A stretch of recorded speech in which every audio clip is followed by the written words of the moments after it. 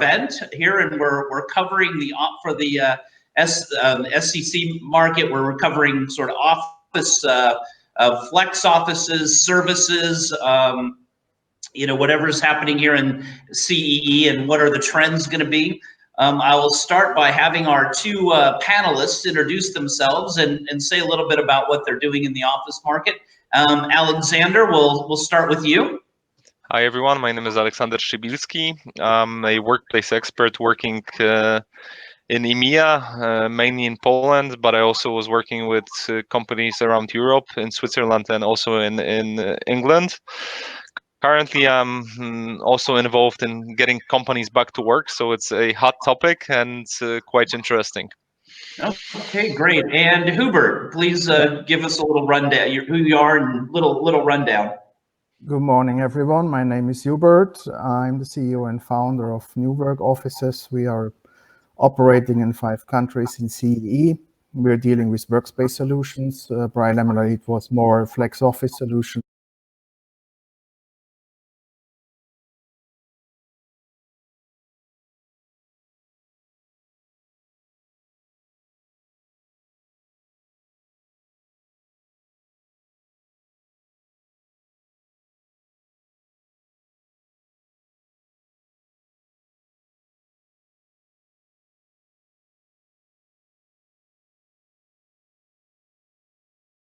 Say to the needs of the customers due to the A, crisis which we are in, and B, recession which we are in front of. So it's getting challenging times for the next 12 to 18 months at least. Well, my name is Craig Smith, publisher of Europa Property magazines and organizing some commercial real estate events around the region. Yeah, you mentioned recession. I mean, aren't we already in the recession? I mean, before COVID took over, it seemed like the market was already cooling down a little bit. Hubert, what do you think?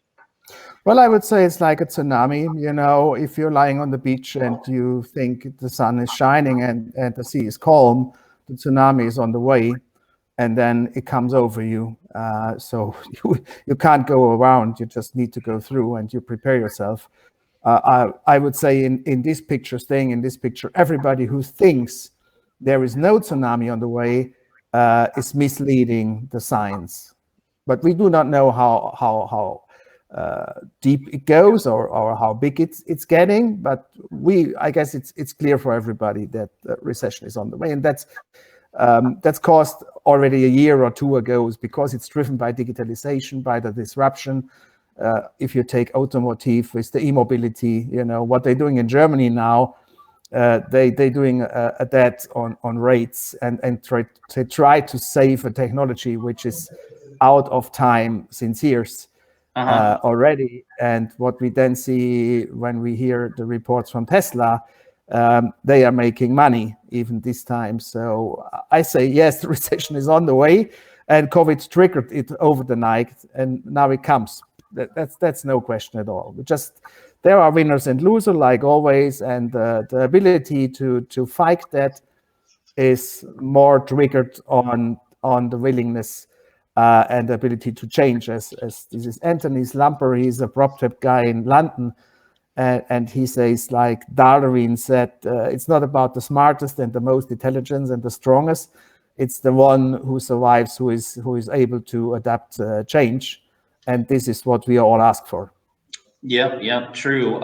So Aleksander, you said everyone's getting ready to come back to work or back to work. What's involved in I mean, don't they just turn the lights back on the office, move back in and start working, or is there more involved in getting companies back up and running?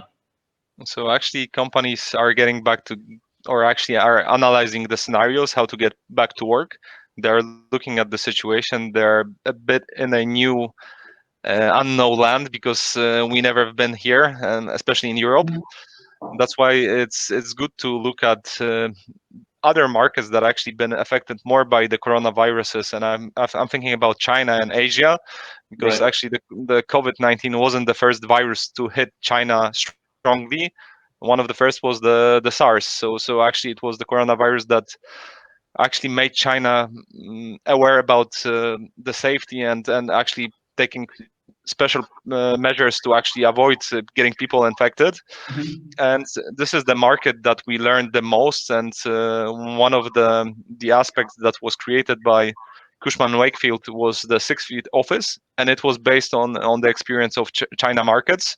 So that was the step to do. And one of the few elements of getting back to work is actually creating proper social distancing, which is connected with changing the layouts and actually making sure that you have the right number of workstations, that people are able to get to the workstations without avoiding crossing the safe zones of other people, because this is very important, that if we look only at the law that was created based on the situation, it actually doesn't tell you nothing. One of the general things is that you have to have a distance between people sitting 1.5 meters. So actually it doesn't take into consideration that, for example, to certain workstation, you need to pass the safe zone of other employee, and actually it creates a risk situation for employees. The other aspect is actually quite a element of psychology, and actually, like, we have now this discussion is if it's the right moment to get back to work, if companies are starting to do surveys and ask employees if they are feeling okay. And actually, many companies we see that there is already a change in the way people think. And if they do a survey, and actually the important is how you ask the question, because it can be actually quite it doesn't have to be the right answer, or like actually the survey doesn't have to give you the right answers, because if you get an answer that 75% would like to work 4 or 5 days from home, it's a bit connected that people are afraid of they are scared due to the situation and having a risk of health for them and for their families. And I'm laughing that it would be similar, like asking a question, do people want to go back to skyscrapers after 9/11? You would get the similar answer. Most of the people. Some didn't. Yeah, I mean, some big companies said we're not doing skyscrapers anymore, and they stopped for a decade. Yeah. True, but many went back. So actually, I think like 80% went back to the skyscrapers, or were open to actually having such an option. And from what we see in big cities, it didn't stop the trend of building the high buildings. So this is an element that you need to take into consideration. Also, there are aspects connected with managing the risk. So actually knowing, for example, if your employees have, I don't know, some health issues, if they are living with older people in their families, or if the commute time is longer than 1 hour and they need to change the public transport 2 or 3 times, and it creates a larger risk. So actually there are many elements of analyzing this. At the first stage, we advise companies to allow employees to go back to work willingly, not forcing it, because this is also an element that I think neither company wants to take risk and having their employees blaming them for the situation. So actually, our advice is to go back really in a small amounts of people, like 20-30% at the first stage. Right. And then scale it up to 50%. And one of the elements of, as I said, one of the elements of changing the workplace is adjusting the layout. And from our few projects that we already did in Poland and in Europe, the loss in workstation, if you adopt the space plan, is around 50%. So actually you need 50% more space for one workstation, which means that the maximum capacity is 50%, which is quite reasonable, because many companies created scenarios of going back to work in shifts. So actually, one shift is going for 2 weeks to the office, and then during the weekend you have disinfection of the office and getting it like ready for the new shift. And also this 2 weeks gives you the time, if somebody is sick, you can get the symptoms. Right. So let me go to Hubert on that one question. Hubert, what do you think about this 50% more office space needed? Is this are you going out and buying a new car now because of the huge amount of office space you're gonna rent, or do you see something different in reality? Well, we have two approaches to be considered out of this event, I would call it, or this COVID style. One are short approaches. This is reorganizing an office floor. In London, it's maybe 50% what you're losing. In Warsaw, it's my 30% what you're losing. It depends on the format which you drive. Are you more in an open space format or in a dedicated private room format? So between 30 and 50% will be the range, which needs to be reorganized until we find a vaccination, right? So this is short-sighted, because as soon the vaccination will be there, people coming back and to reorganize to the old format. This is the comparison Aleksander says with the skyscrapers, right? People will forget about, and we are all back. During this time, employees, companies will reorganize their workforce, work from home, and the shared economy is there. It's like digitalization, and the acceptance to use technology is there due to the trigger of COVID now. And as we're doing now this panel basically on technology platforms, we do more and more work on technology platforms.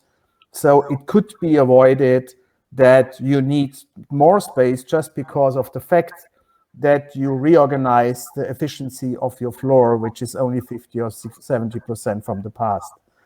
We're getting requests from tenants which say, you know, half of my staff works from home now. I do not need the office anymore. They're giving back space, right? So there will be no additional demand for office space just because we're reorganizing floors. I would 100% deny that. Maybe it's temporary, but not on a long term or on a medium term, for sure not. While the long-term approach now comes organizing office space as a product towards the tenant. And this again, is the tsunami already on the way? Yes, it is. And what is it shared economy with digitalization? That means the landlords are forced to provide offices on flexible terms anyway. If we have COVID or not, that's not the question. They need to be able to serve a dedicated portion of the building towards the tenant on flex conditions. And they can either bringing the services related with flex office on themselves and build it up, or they can cooperate/buy it from an operator. That's the only chance to do. Again, Anthony Slumber says very clear, the real estate industry is not about real estate anymore collecting rents. It's about selling services. And this is the fundamental trigger which we have overnight due to COVID. It would have become anyway in 5 or 6 or 8 years. Just it happens now overnight, right? And I guess this is the fundamental trigger as a change of paradigm for the industry. And all the customers or clients who listen now to this panel will maybe agree on that their expectation as a product of office space is changed. They do not want to have the space only, they want to have the required services, they want to have the comfort of quality and the assurance of quality that it works. And if you're going now in an office building in Warsaw, you will see a wrapped reception, 150 distance, 6 feet, and no chance for a help desk. How can I organize my workspace? How can I organize myself to go to an elevator? How can I avoid this crossing, what Aleksander mentioned, in the flow of the office work, right? That tells you the industry is not prepared yet. They will learn it very soon to get these measures done, because it's approach towards hospitality and services, as you maybe will see if Intercommunity opens again. Right? Like we are in the real estate industry, we are dinosaurs. We only believe in signed lease contracts and cash flow, and we do not really care what happens after signing the lease, and you know what is then a life cycle experience, a client experience, and this will change for sure. Yeah, I guess now we have to care, right, Alexander? If I may comment, because I also get questions from clients, what will be the trend and what will the office look like in the future? And actually, there are clients or management boards jumping into conclusions because they're, for example, consulting companies that we work with or financial companies. They have KPIs for everything. And actually, one of the conclusions is that people are quite productive at home. And actually, they do the same work that they did in the office. So why do we need so much space in the office? But I tell to them, like, please wait a moment, because it's too early to actually jump into conclusions, because one of the key aspects of this situation is that people are facing a crisis. And actually, from human perspective, every one of us had a colleague or a someone that was affected by the crisis. Either it was connected with losing their jobs, or it was connected with getting the salaries cut. So actually, people have this in mind. And even speaking with friends, I know that people are working much longer hours than before. So actually, it doesn't mean that home office is more effective. It actually means that people are afraid of losing their jobs. That's why they want to show that they are really needed for the companies, and they're working harder than ever. So actually, this is an element that I think it needs to be addressed, because it's not a standard situation. And I also think from real estate perspective, if you think about it, making like fast decisions, sometimes it's not a good idea, because the contracts are long. In many cases, they're like 5-7 years in regards to big players. And I think it's quite important that we look at as a process and don't jump into fast conclusions. Yeah, I mean, a lot of the people I'm talking to are working from home, and you're right, they are working 14 hours a day, trying to get everything done, trying to make sure that there's no problems. And yeah, it's probably not sustainable, right? I mean, that's a little bit of it. I mean, the world is not black and white. It never was. So are not the human beings. But what is for sure that we coming from a work-life balance in the 90s to a work-life integrated approach. And we issued a report about the impact of COVID and digitalization to the office world in terms of flex. And we also developed the product 360-degree workspace solutions for landlords. Mhm. And big corporations which are forced for subleases because they signed for big leases before, and now due to the recession, and not due to COVID, due to the recession, they are not in need anymore for this space because the old business plan is not true anymore. No branch can say the business plan issued in February this year is true anymore. There are either that you accelerate your business times I don't know how much, folding out as you're on the winner side, like you selling masks now, or you are fucked up as you are a travel agency or an airline and you can put it into the dump, right? Or an event organizer. Yeah, exactly. Yes, and then there are businesses which have a transition time for 3 or 6 or 9 months and hoping to coming back to a kind of normality. Either we do not know what the new normality is. But again, what is for sure, yes, it's not done overnight. Even Rome was not built overnight. But now we see a trend, digitalization and shared economy. I repeat myself, this is undeniable. And this is a mega trend. And this is on the way for years already. And if people are used that they do not need to commute 1 hour a day to work and then 1 hour back from work, which gives you more than a full working day spent in a public transport or in the car to conduct your work, then they will go, the best talents, to the employer, which give them the opportunity to split this time and maybe only coming 3 days of the 5 days to the office headquarter, and the other 2 they stay at home. That means we have something in the middle now as a new format of work. It's not black and white, but it's new, and the most big change now, it's accepted. Before it was not accepted. They said, you do not show up to a meeting, you are not existing. You're doing a pitch deck, you're going for fundraising, you must be there in person, right? Now, closings are getting done on technical platforms because it's accepted. And this is the change. It's a social acceptance and it's a business acceptance that business can be conducted and can be done with the help of technology.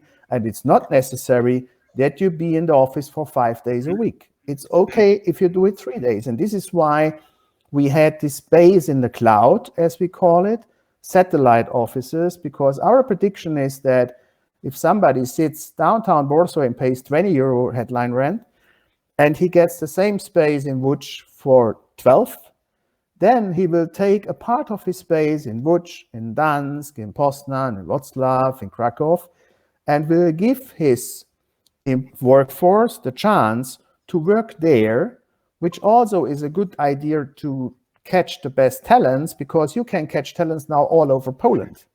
And you do not force the workforce to come to Warsaw to work. They can work wherever they are on the same standards. And the only thing what they need is basically a membership card for New Work or for IWG or for WeWork, whoever is a multi-location provider. And they can there work on the same standards. Again, not maybe 5 days a week, but maybe 2 or 3. And this is the trend which accelerates overnight. It was there, the trend was there, but it accelerated due COVID. And that's then the new reality. Right. Alexander, you wanted to make a comment on that, I think. Yep. It's sorry. It's like it's very You interesting. don't even have to raise your hand. Just jump in. So actually, I agree with Hubert that one of the trends that might be in effect after the COVID is the centralization of offices, because now we've seen companies like trying to get their headquarters in the center of the big cities, etc. So actually trying to attract talent by the location, which was proven that the location also matters for young talents. But actually, in regards to the digital change, actually already and the way that many companies didn't feel the change from moving to the office, from going to the home and actually working from home, that many companies didn't feel the bumpy road because they already were ready. And from my experience working with companies and doing workplace strategy for them, actually many companies were ready yet before the coronavirus hit, but there was big resistance, and actually there were two reasons behind it. One of the elements was trust, and I think it's like lacking the trust to the staff. And the second one was connected with that managers felt that they will have additional obligations connected with controlling the employees. So those were the two elements that were actually preventing companies of having the full way of working from home. I think one of the things that we need to see that the coronavirus and the quarantine time that we spent in home is longer than 60 weeks, and in many psychological books we know that creating a habit takes 60 days, around 60 days. Right. So actually this will also affect people and create new habits. And I think that the new normal might be that the office is used, as Hubert said, 2-3 days instead of having home office 1 or 2 days. It will be actually reversed, and this might actually, and also the question that I'm asking our clients, like, think of the main reasons that you need to have an office, that you need to have a physical space. What are the main benefits? And this is the question actually this is the question which you need to start with. What are the benefits of having an office, and what actually are the benefits for the company? And to be honest, one of the things which is quite normally companies don't think about such things very deeply, but it's the psychological aspect of the office. So actually people creating creating relationships, having good helping each other, and actually knowing each other on a private level, deeper level than just work. So those are the elements that it's hard to do it in via Skype session. Of course, there are some artificial Skype session with coffee, but it's not natural. Like, I wouldn't say it's like, especially for a new employee or junior employee, it doesn't have to be natural. And also, I think like China is also a great example that if you're like at the end of the quarantine, there was a big raise in divorces and actually people being diagnosed with depression. So if we don't have the possibility to change the environment, it's actually quite challenging for our heads to handle this. Yeah, I mean, if you have people working in the office, a lot of times they're just more productive working with each other and throwing, happier and putting by ideas, and one, you can just manage them better too. But so Aleksander, let's just I want to hit on this subject before we end. And I know a lot of tenants, big tenants, and a lot of landlords are discussing the rent. I know each situation is different. I mean, I'm sure you're being asked on both sides. Hey, do I have to pay the rent? Hey, what's going on? Of course, on the landlord side, it's, hey, how do I collect the rent? How are you? Can you give us some case studies on both sides?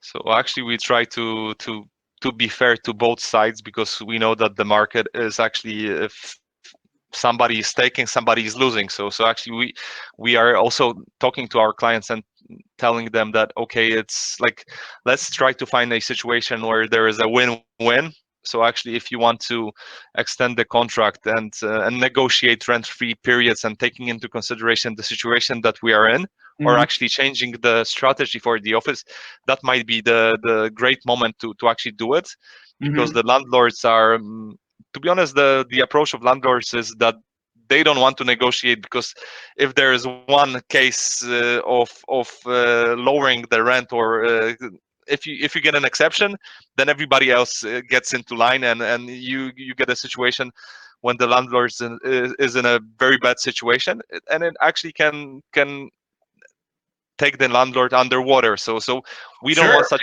we don't want such situations. So we try to be fair and talk with clients. Okay, if you want to change the strategy, but we also inform clients or tenants that for in this situation, sometimes it's too soon to get a proper strategy set, because we need to look at the situation in longer term.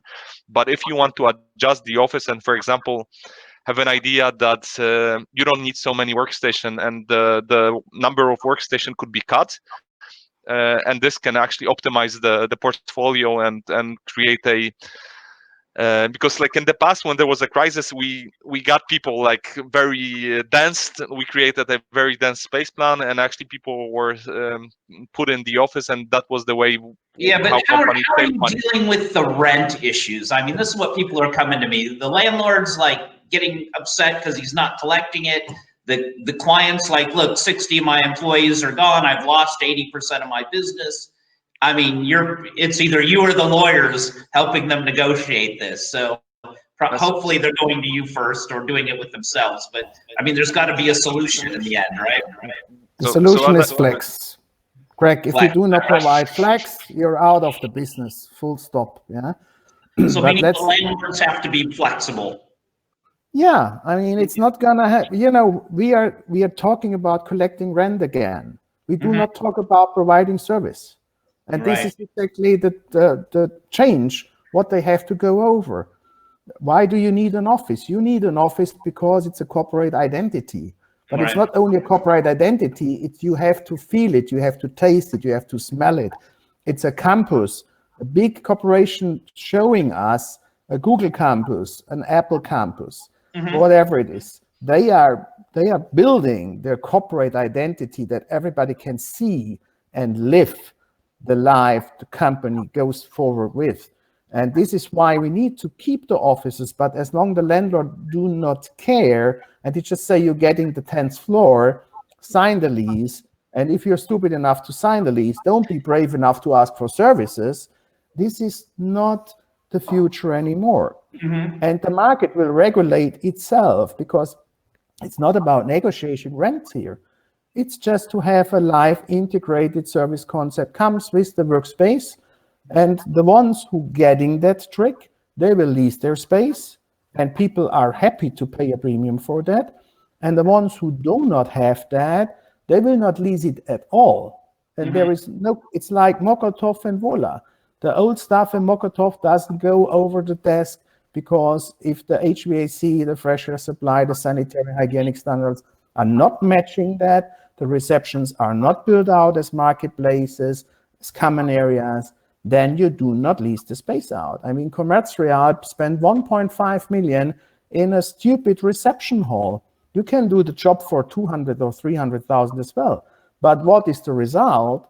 That they renting out the space in down motor, nobody rented out before, and people and existing leases, which were on the extent, they prolonged the leases because they said, now we're feeling comfortable with this building.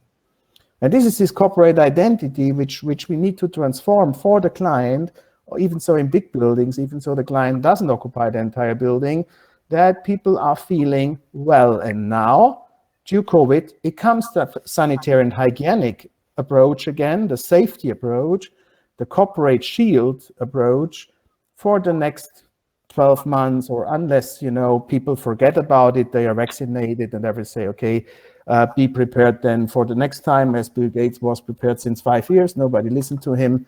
Everybody says he's a crazy guy. Oh, wonder, it happens. SARS was in the world 10 years ago. Everybody forgot about it, right? I mean, that's the human being. But what will not change for sure is if landlords do not get that pot, they are out of business soon. Right. Alexander, are you seeing the same thing? Are landlords understanding what's here or what's coming? I think they're more flexible, and we see a change in their approach in regards to the new investments and new subjects, and in regards to the clients that are already existing, as you said, there could be lawsuit, but actually, like, we also talk with our clients, and are you able to show that actually your company is losing money based on the situation, or actually not going back to work? Because this is also an aspect.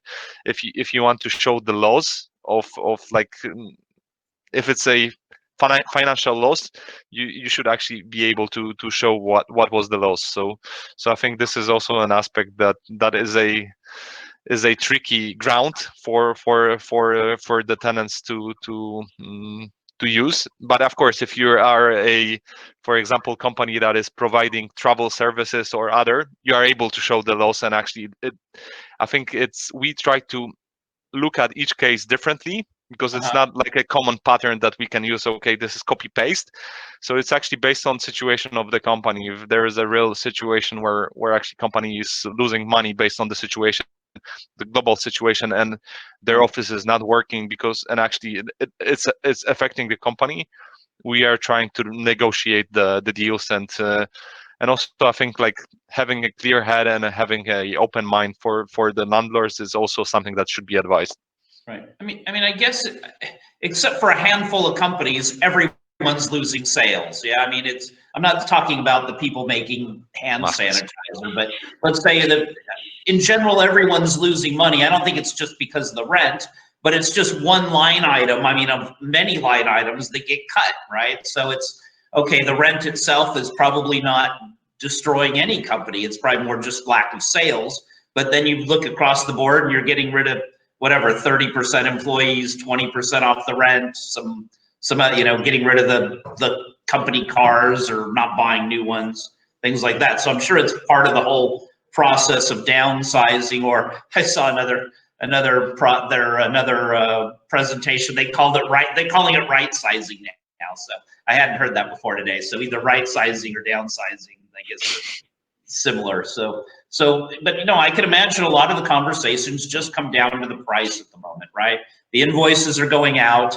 Okay, that's a great philosophy of being flexible and this and that, and having a great service. But at the end of the day, all of these buildings, most of them, are not built for this kind of situation. Yeah. Yeah, but instead of negotiating the lease or the headlines, why don't you go towards your client and help them to understand what is their real need? Maybe it turns out that they do not need 30% of the space anymore. Maybe that turns out of 50%. Why don't you show then the flexibility to say, okay, we find in a short term or medium term another solution, another usage for that space. Mhm. That will come down with a 30 or 50% discount, and it gives you an approach towards the future together with your client to keep the relationship up and running and to give them a relief on the balance sheet or the profit and loss on a medium term, even though the short term is required. And this is exactly the approach. It's not about that I say, I don't want to pay my rent this month. Of course, I'm happy not to pay my rent this month, but the other guy needs the money as well. But maybe if it's only 2 years or 1 year left in the lease, and I can agree on a flexible model, and we can agree an additional 5 years on different terms, then it's both helped. And this is what I'm claiming on the office real estate industry, that they do not care what the client's business is real up and running. They only care until the lease is signed, the collateral is in place, and that's it. Sure, they got enough other things to deal with, yeah. And this has to change. This is what I'm claiming for the future. But I think it's also connected with the business model that is present, and the business model might change because many of the investments are based on are actually funded from loans. So actually, it's also the obligation towards the banks is actually an aspect that is there to be addressed.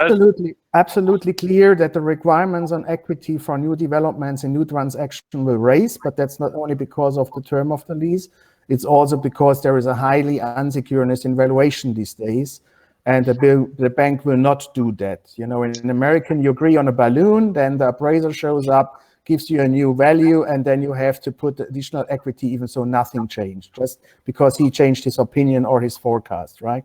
And we're getting used to that. That's not the problem. The thing is, again, that the industry needs to get towards the services, and then you can also getting a higher occupancy with that, you know, rather to have 70% on a midterm approach occupied, or the neighbor is more flex and has 100% occupied, the cash flow is definitely higher. But you do not only need a facility manager and a property manager. On the asset manager, you need to have a client customer care desk, and this is missing, right? And only these people are trained and educated and in daily contact to the tenants to see the needs and help them out. If we have a complaint in the center and we don't running the reception, it takes 48 hours at least. We get a response from the facility management that something is not wrong. That's not acceptable. The client wants to have a response in 2 hours.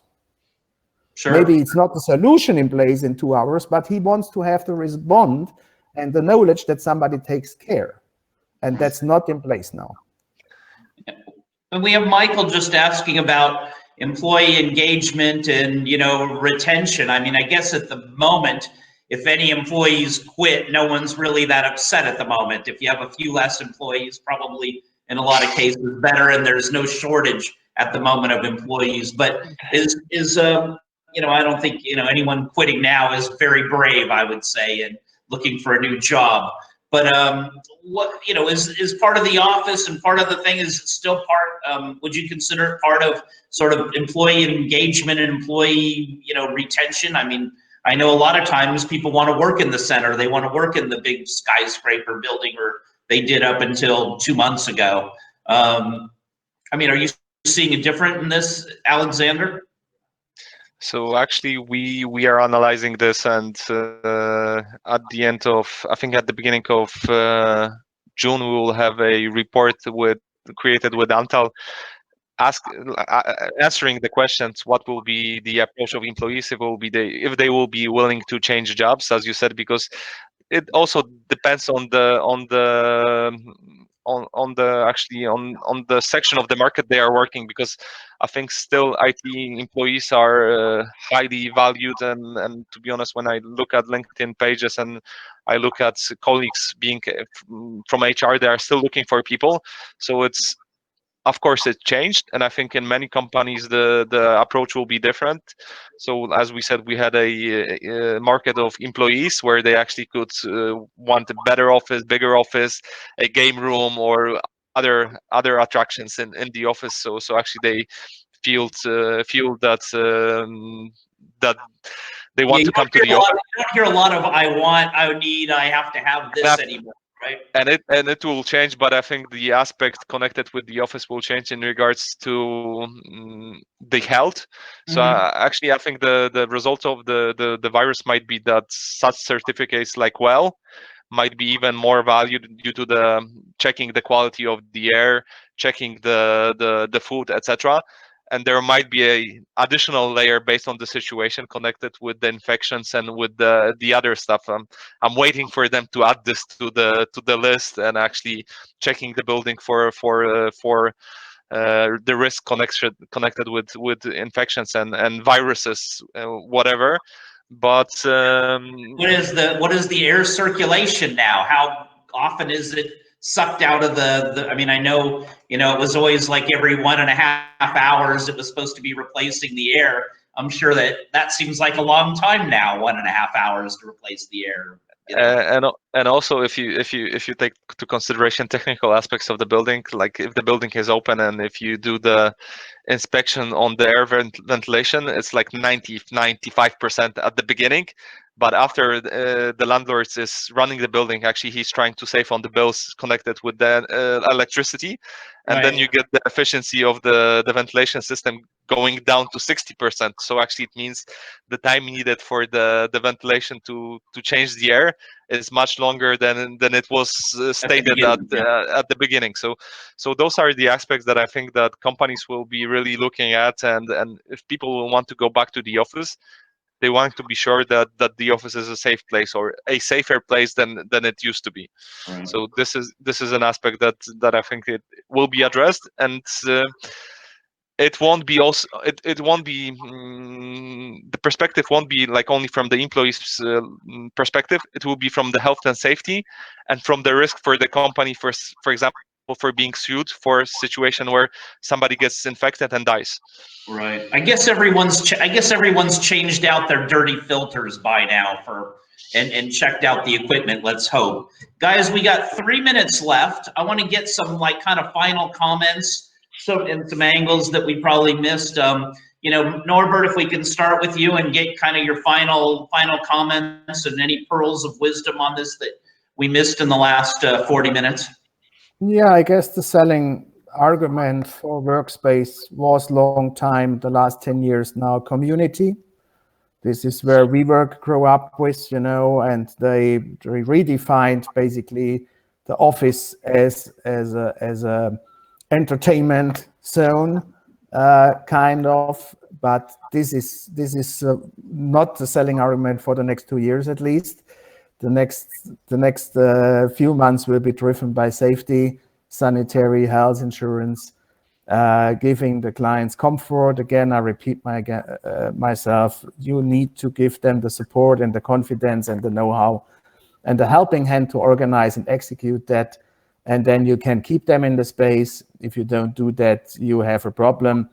And if there is the top building on the right hand of the street and the other top building on the left hand on the street, or let's say it's not even so top, the left hand on the street, maybe it's 20% less fancy, shiny, but this building has flexible work options from the landlord as offered for the tenants. They will make the deal because everybody now is unsure what the future brings, so you can't sign long-term liabilities, and for that you need to have flexible terms in your lease contract, and somebody needs to manage it. So this is basically what we would undersign as the main change, and then long-term we have this change of paradigm, which people just don't believe in a way, but I'm sure the future will prove that we are on the right way there.